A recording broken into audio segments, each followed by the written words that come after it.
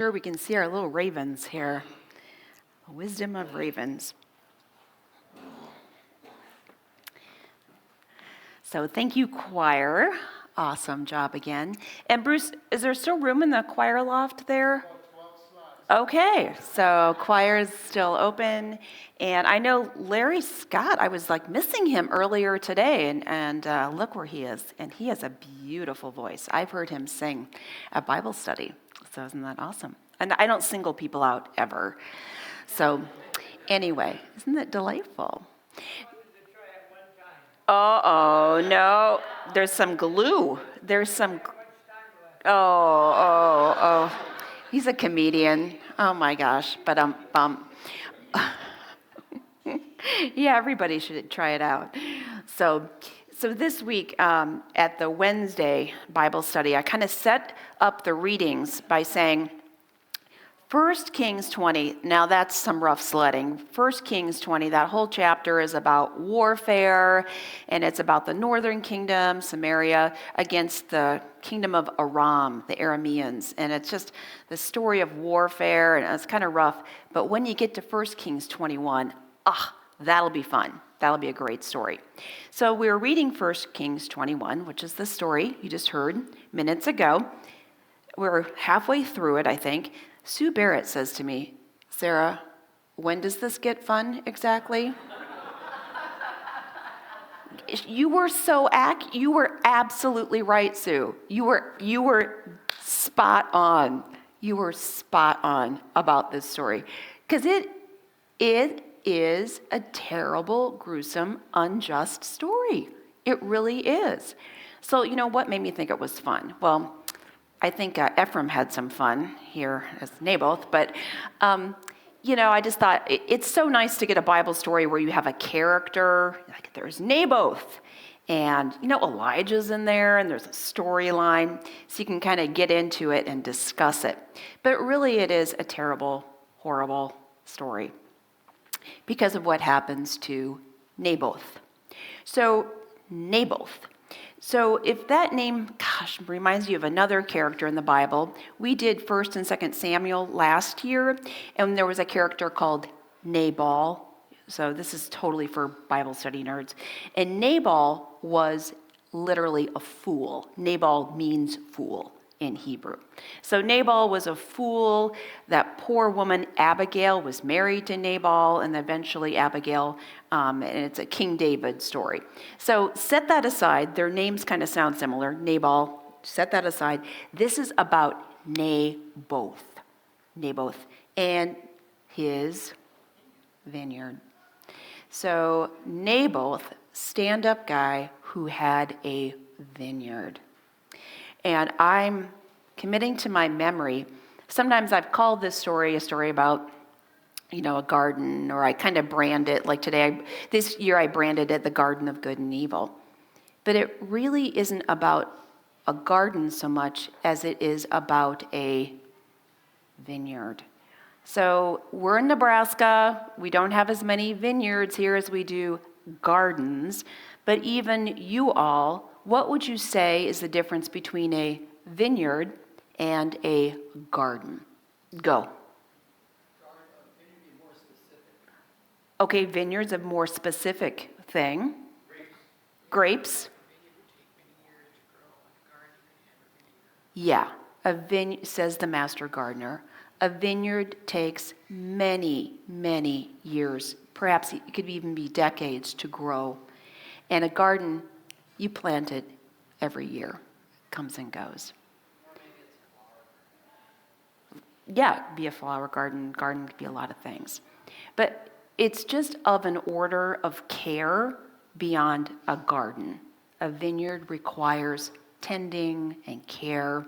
And Naboth's vineyard, so it's a vineyard, not a garden, was, we find out later, an ancestral inheritance.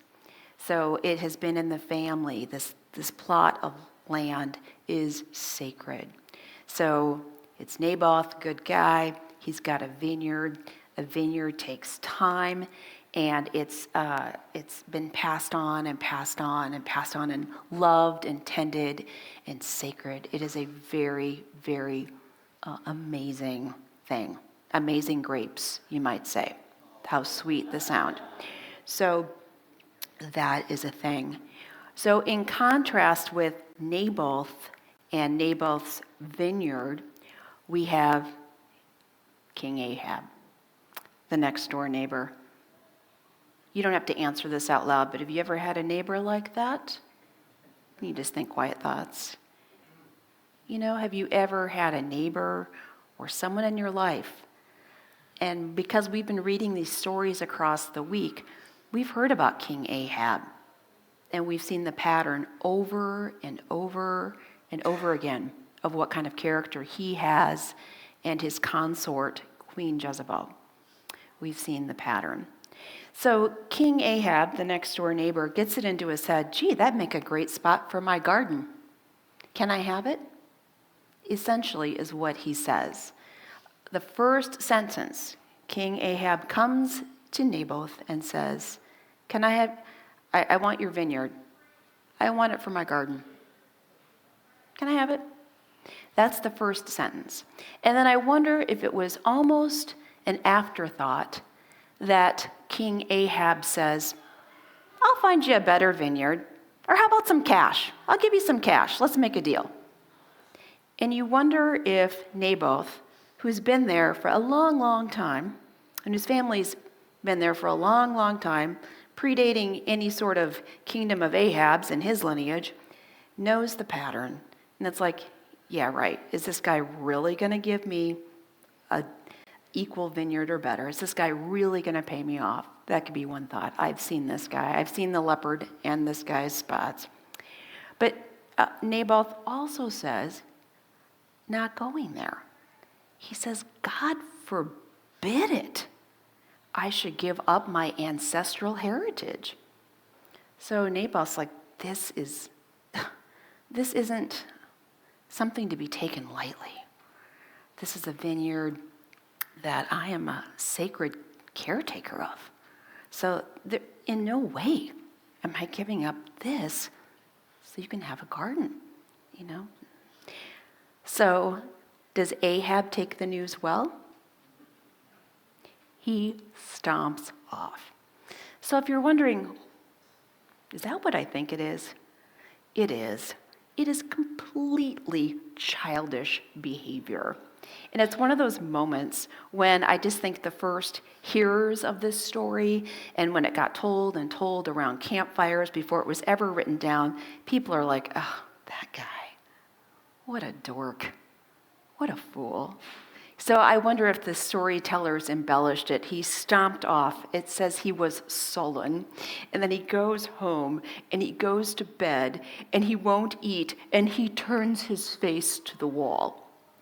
Now, I don't want to make fun of people who suffer from depression or are depressed about things. Last week we talked about that. We all have our under the broom tree days and seasons. Yes. But I would say there's legitimate reasons to be depressed, and there are childish ones. And this is so childish. I mean, he's the king. He has other land. He has other options. Naboth, that's his ancestral land, for heaven's sake. So he's all, I just think he's so used to getting his own way, right? He's so used to it. Probably from a child. He just always got his own way. So selfish. Just never developed the brain or the heart to think about other people. And then it just got reinforced by those around him. Like Queen Jezebel. What's up, honey? You weren't at dinner tonight. And then Ahab characterizes Naboth as this unjust, I've been treated unjustly. He won't share his toys with me. And then you would hope a partner would say, really? Maybe kind of cross-check, is that the deal? And I noticed Ahab didn't say that what Naboth actually said, that this is my ancestral land. which is a pretty important thing, he omits that part of the story and just kind of tells his version. And then Queen Jezebel doesn't say, "Oh, get over it, fella." Instead, she says, "Oh, here's an opportunity for me." Drama queen. She steps in and she takes the royal stationery and she takes the royal seal, very important things, and she misuses them to send out information to the elders and the nobles. And this was a detail I missed in study this week until later in the week. I thought it was the scoundrels who did everything wrong. It was the elders and the nobles who were in on it. She wrote to them and says, "Here's the plan, the plot." And she was the instigator. Here's the plan. Step one, we're going to proclaim a fast, a phony thing. She didn't say that. But a fast was it's a sacred thing in the Bible to have a fast, and there's rituals, and why do we do fast? We're going to have a fast. Fake. Act like it's a big deal. And it's a pretext, this fast, for having an assembly. So we're going to get people together. But at the assembly, I need you elders and nobles to seat Naboth at the head. And then I need you to find 2 scoundrels for me who will accuse Naboth of cursing God and the king, and then I need you to stone him. Okay, got it? And all the elders and nobles said, "That's ridiculous." No, they did not say it was unjust or anything like that. What do? We're in. Which makes me think, as much as we scorn social media in our times, and that people, well, I read it on social media, and we think people are brainless, this was the internet 2,700 years ago. Jezebel writing a note and sealing it, and people reading it and believing it and acting on it. People were just as brainless 2,900 years ago as they are now. Well, I saw it on the internet. Well, it was somebody wrote it on royal stationery. It must be true. Is there nothing new under the sun? So this week also in Wednesday Bible study, Charlene said something interesting at the end as we were reflecting on this story. And she said, isn't that situation in Ukraine also about land and kind of a land grab? Could Russia or Putin be seen in that light? And it really made me think about it a little bit more. And it's kind of interesting because Volodymyr Zelensky, was in the U.S. this week. And he spoke to both presidential candidates this week, and he was at the United Nations in New York, and he gave a speech. So I thought, I'm going to go listen to what his speech was. You can look it up on C-SPAN. It's about 12 or so minutes long. So I listened to the whole speech, and there in the middle of the speech, the president of Ukraine says, the country of Russia is more than 20 times larger than Ukraine, and yet it wants more land. Whoa, that's relevant. That seems pretty relevant. And then, looking at how our world is set up in, say, the UN, it talks about territorial integrity. Fancy words for land. We respect land and who is on the land, and there should be no smashes and grabs of land. Even if you are bigger or have more war power, that does not give you the right to grab a smaller place's land. Wow. The Bible knew that. But we might say, who cares? Who cares about Naboth and Naboth's vineyard so long ago, so far away? And we might say, who cares about Ukraine? It's over there, clear over there. Don't know how things are going. Who cares? Well, for the first matter, and these things are very overwhelming. Don't mean to simplify it. Very overwhelming. And overwhelming, maybe we just don't think about it.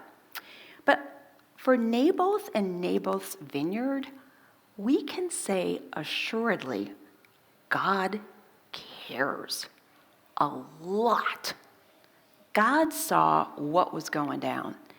You know, you might say, why didn't God intervene before Naboth got stoned to death? But maybe we had to see how complicit and terrible it was.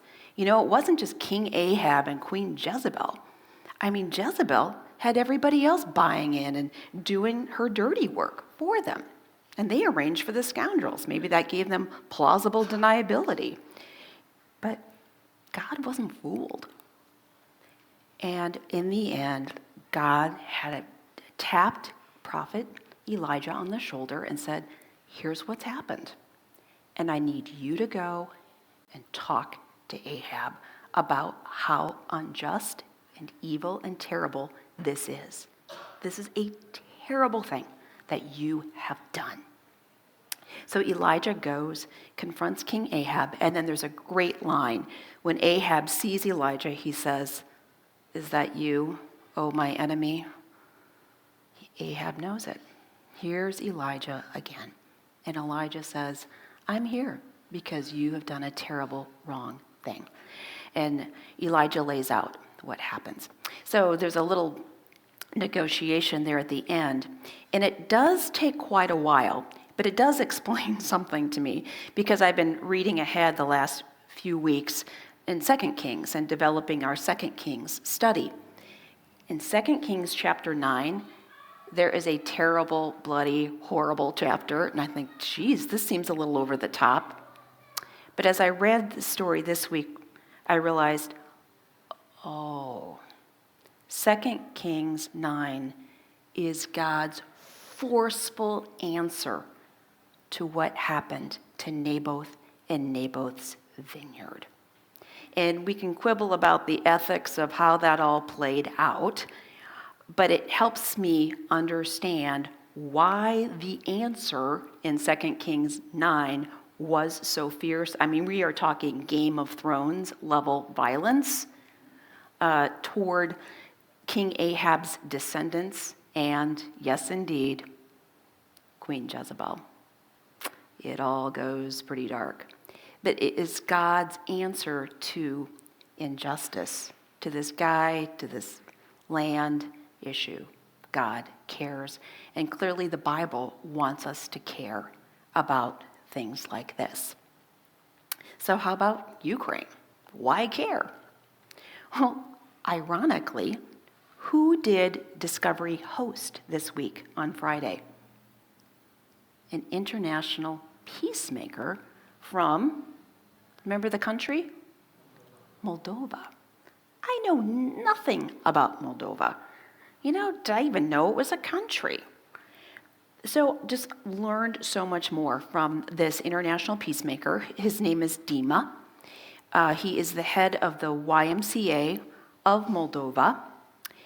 And Moldova is one of the poorest countries in Europe. And it happens to border Ukraine. And one day, Dima, who lives in Moldova, said he woke up and there was a boom, boom, blam, slam. And he thought, is someone trying to get in my house? And he went downstairs. Is someone trying to come in the door? No. Is someone trying to come up through the basement, trap door? What's going on? Boom, boom, boom. And it turned out it was the start of the war, and it was Russian bombing. And they described it as, if we're here in Omaha, it was happening in Lincoln. That's how close the war is. So the war began. And then people from Ukraine came across the border into Moldova. And Dima and the people of Moldova, did they say, listen, we're the poorest country in Europe, or one of the poorest countries in Europe. Why are you coming to us? Why are you bothering us? Did they say, we have scarcity here, we can't help you?